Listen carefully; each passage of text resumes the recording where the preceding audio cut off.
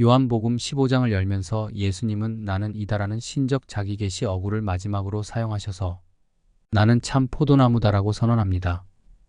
포도나무는 이스라엘에서 자주 발견되는 나무이기에 구약의 하나님의 백성인 이스라엘을 포도나무에 비유하곤 했습니다.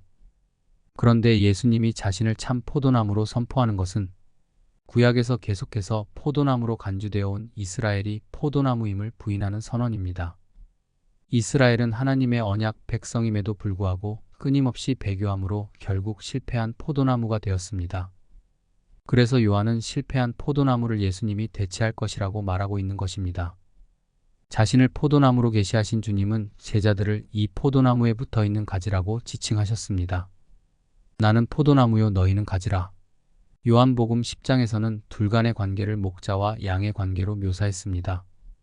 목자와 양의 관계는 친밀한 관계이지만 유기적으로 연합되어 있는 관계는 아닙니다.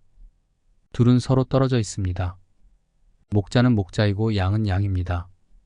헌데 14장에서는 주님의 가심과 성령의 오심으로 신자를 하나님의 영이 내주하는 성전 삼아주셨습니다. 그래서 둘과는 훨씬 더 유기적으로 연합된 모습을 띠게 되었습니다.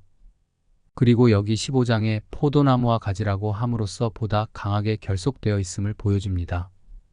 가지인 신자가 열매 맺는 참 가지가 되기 위해서는 반드시 참 포도나무인 예수님에 붙어 있어야 합니다. 예수님과의 연합이 필수적입니다.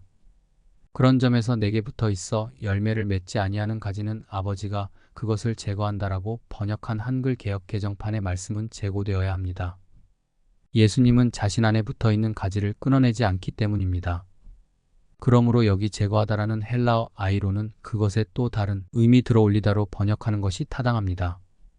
주님 안에 붙어는 있지만 열매를 맺지 못하면 아버지께서 그것을 들어 올리신다는 의미입니다. 그래서 정화시켜 회복시키십니다. 포도나무가 땅바닥에 붙어 있으면 습한 기온과 벌레 때문에 죽을 수밖에 없습니다. 그래서 계속 열매를 맺을 수 없기에 들어 올리는 것입니다. 이는 베드로를 비롯한 제자들이 범죄했음에도 불구하고 바로 제거하지 않고 다시 들어 올려 회복시켜 주신 것을 통해 증명됩니다. 이에 반해서 예수님께 붙어 있지 않은 자는 제거됩니다.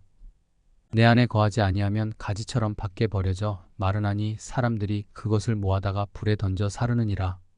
이런 대표적인 인물이 가룟 유다입니다. 유다는 물리적으로는 주님과 같이 있었어도 유기적으로 함께 한 적이 없었습니다. 단 한 번도 예수님께 접붙여진 적이 없는 자였습니다. 그래서 처음부터 마귀로 나옵니다. 유다는 사도가 아니라 돈만 밝히는 도둑이었습니다. 그 결과 주님을 팔고 최후를 맞이했습니다. 이제 15장을 마무리하면서 간단히 핵심만 요약해 보겠습니다. 15장의 제목은 두 글자로 하면 포도입니다. 그리고 15장의 키워드를 또 두 글자로 하면 연합입니다. 그러므로 이 둘을 하나로 묶어 포도처럼 연합하라 이렇게 한 문장을 기억하세요. 이 비유를 통해 예수님은 가지인 신자가 열매 맺는 참 가지가 되기 위해서는 반드시 참 포도나무인 자신에게 붙어 있어야 함, 즉 연합을 강조하기 때문입니다.